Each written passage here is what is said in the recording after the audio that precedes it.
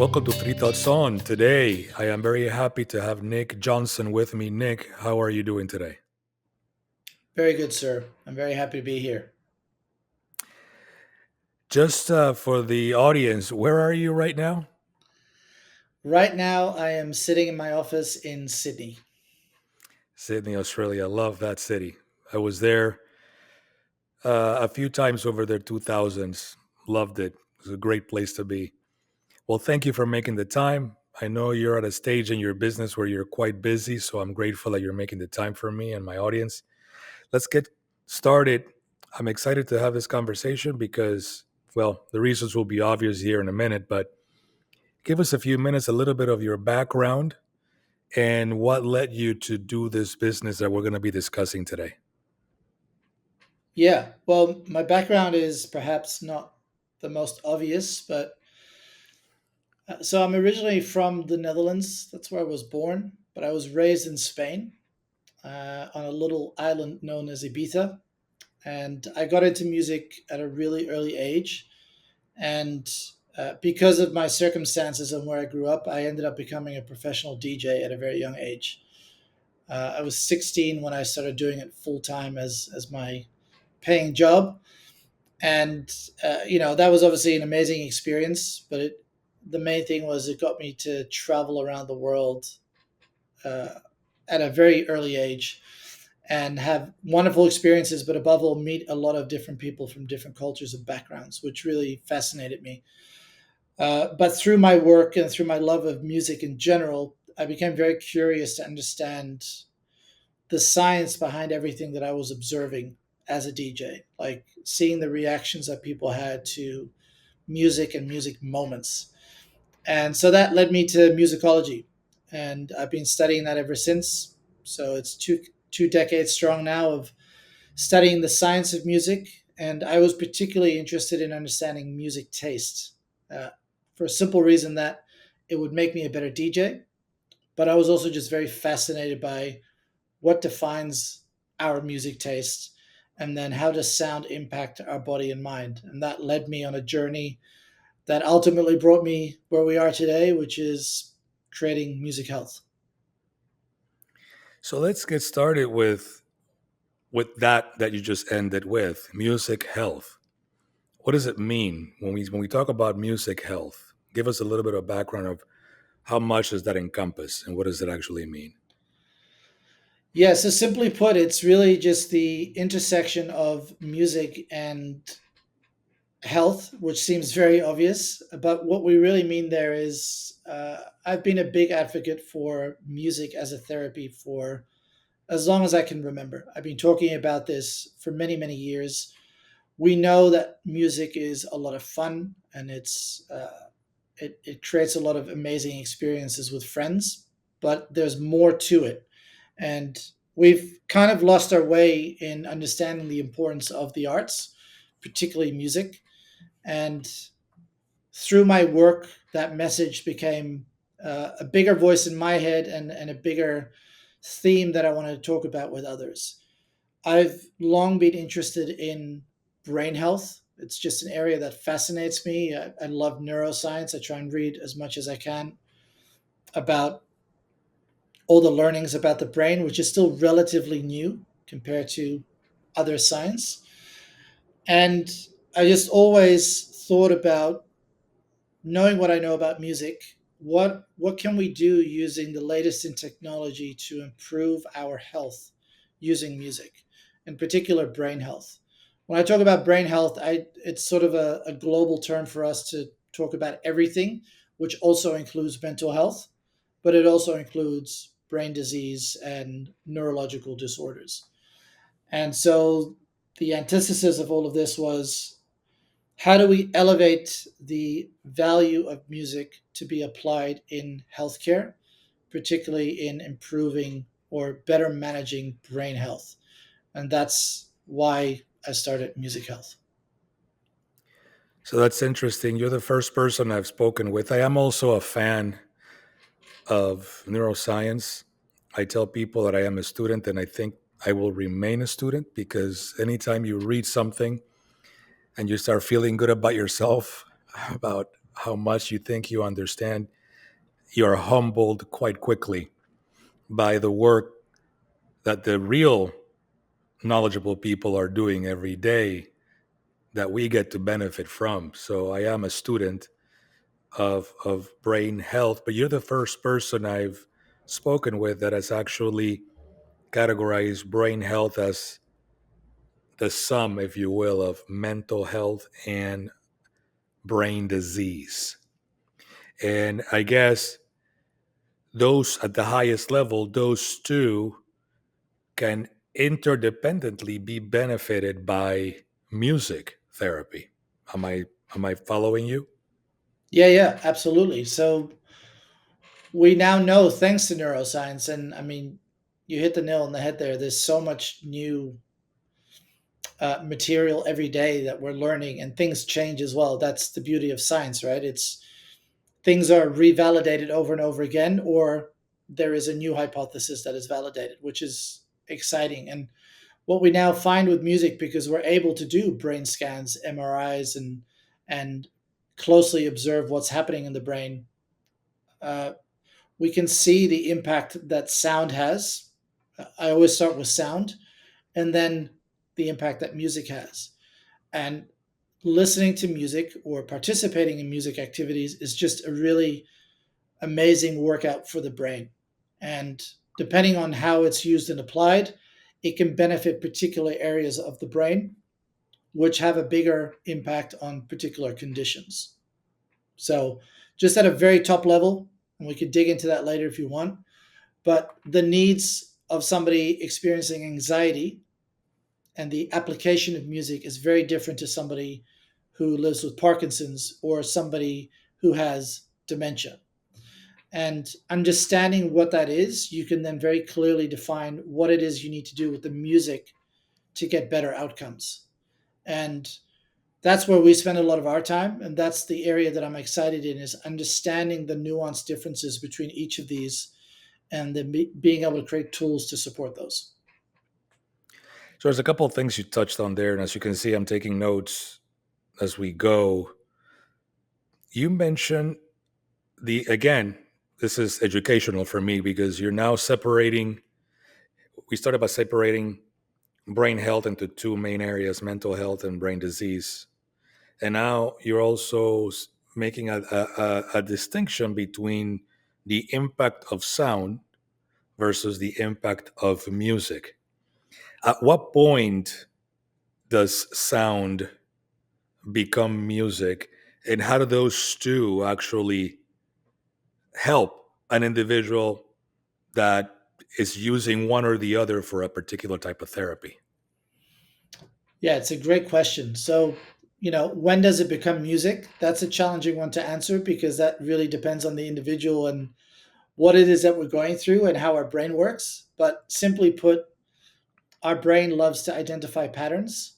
And it's why when we hear certain sounds, which is not music, they turn into rhythms in our head and we start tapping along, and because it's recognizing a pattern and it's anticipating it.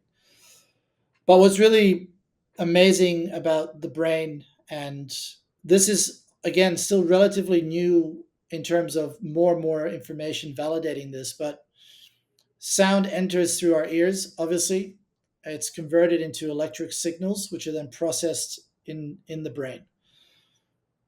But sound impacts the way we feel, and this has everything to do with the evolution of our brain. So the fight and flight responses, and that is closely linked to the limbic system as well, which is controls many things. But in simplistic terms, sound impacts the way we feel, and we are surrounded by sound all day, every day. And a big thing that we talk about is understanding when sound is positive versus when it's negative. If you live on a very busy street, like, I mean, for example, if you live in Manhattan, there's a lot of noise at high decibels at all hours of the day, pretty much. That causes fatigue, that causes, other things. It's stress inducing if it's a lot of negative sounds. So we talk about being able to replace negative sounds with positive sounds. So, for example, just nature noises. If you're in nature, you feel better because of a lot of different things. And then if we talk about, positive sounds, we believe that the most positive one is music, because aside from it being able to make you feel a certain way, it's also making your neurons fire. It's real brain activity, and we see this with scans that they've done, and lots of research on this. And neuroscientists talk about it's one of the few, or one of the only natural stimulants that we know of that activates all the different areas of the brain at the same time. And given that we have a supercomputer up there, that's very, very powerful. Does that make sense? No, that makes perfect sense. And again, this is definitely educational for me. So it's interesting, you mentioned there about, the positive versus negative effects of sound. And I'm going to start from here and then kind of build it up a little bit more into music therapy for specific things that you and I have discussed in the past.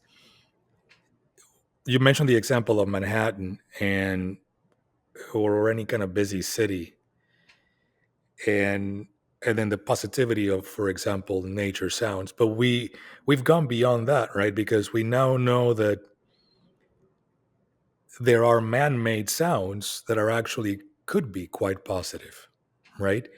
So obviously our brain has a way to process noise from cars versus noise or sounds, I should say, that come from some other man-made source, like a synthesizer of some sort. They're both artificial. They're both created by man. None of them come directly from nature, if you will.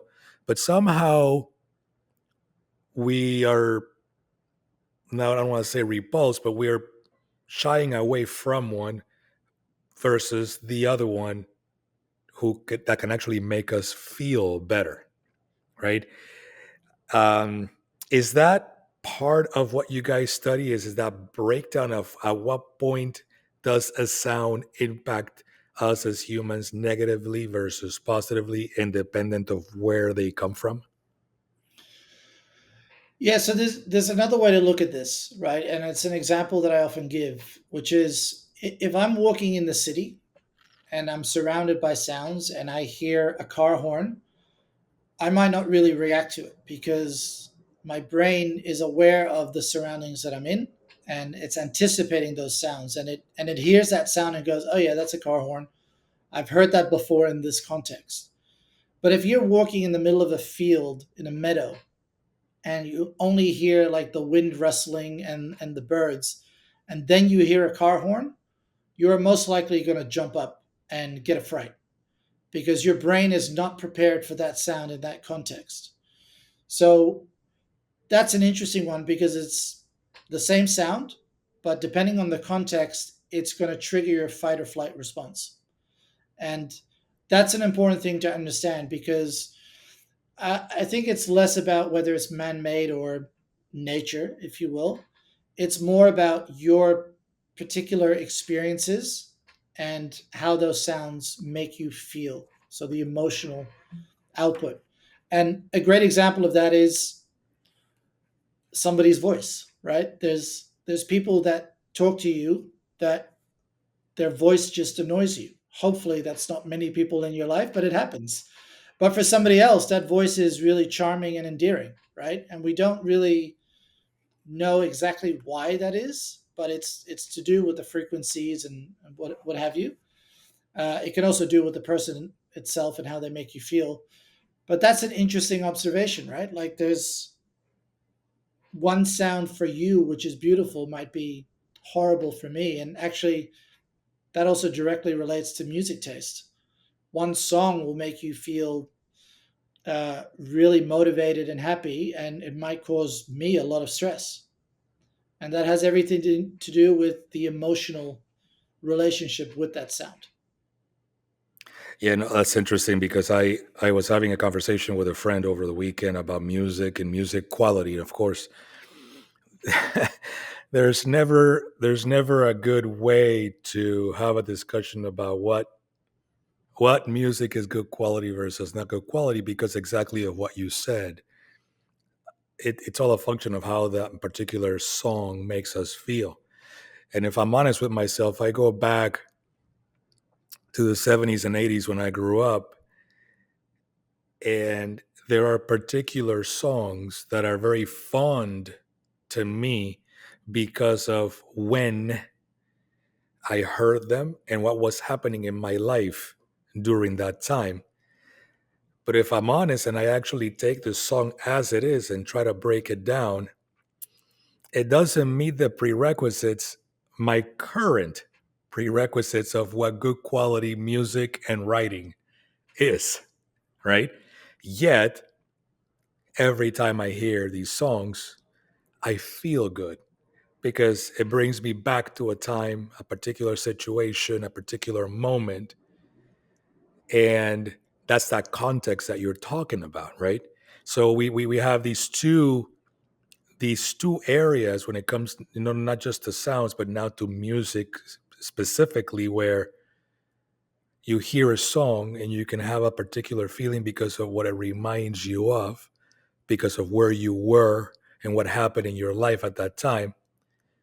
But you also get a feeling too to a brand new song that you've never heard before. And those gotta be two different processes. Am I right? Yeah, there's so I talk with a lot of neuroscientists, so a lot of what I share with you on the science side is a translation of what's being communicated to me because I'm not a neuroscientist. But there's there's a thing around familiarity and serendipity here as well, right? So the brain is really good at recognizing things very quickly. And we see that with a song. You can hear 2 seconds of an intro of a song and you already know what it is. And you're like excited, ready to jump up and sing along, right? Familiarity is really important. And there's a reason why a lot of pop music sounds the same, because songwriters know that you'll get hooked quickly because your brain will recognize it and anticipate the right things, like the breakdown, the build up, the verse, the chorus. Like it's predictable for a reason. If we think about that example that you gave of certain songs making you feel a certain way, when I started out as a DJ, before DJing, I was always creating mixtapes. Then I became a DJ.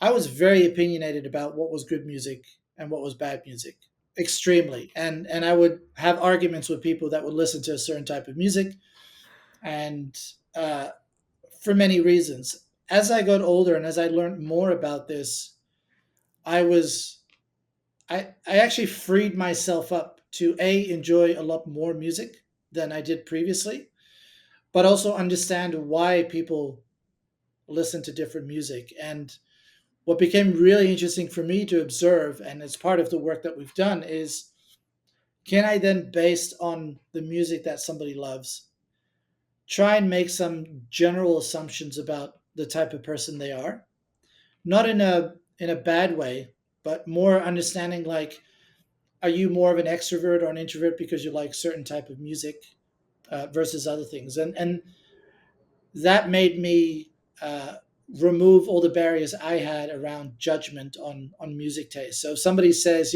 I love Taylor Swift, awesome, I get it. If I love Mozart, get it. Dizzy Gillespie, whatever it might be, I understand that for everyone there's a context for that. So that's just really interesting to think about for yourself. It's opened up the doors for me in my own experience with music.